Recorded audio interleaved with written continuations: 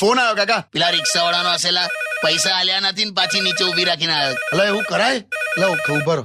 Hello hello ભાઈલુ, કેમ છે? અરે કાકી કેમ છો? તમે છો? હા, કેમ છે? અચ્છા, પેલા છે ત્યાં? હા હું છે સાંભળો ને, આઈ લવ યુ. હાલી હા પણ હવે ના તમે બોલો ને. નહીં ફાવે. આઈ લવ યુ.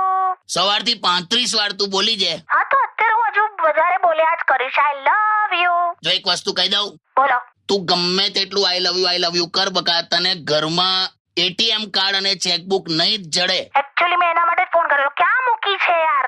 નહીં જ જડે તને.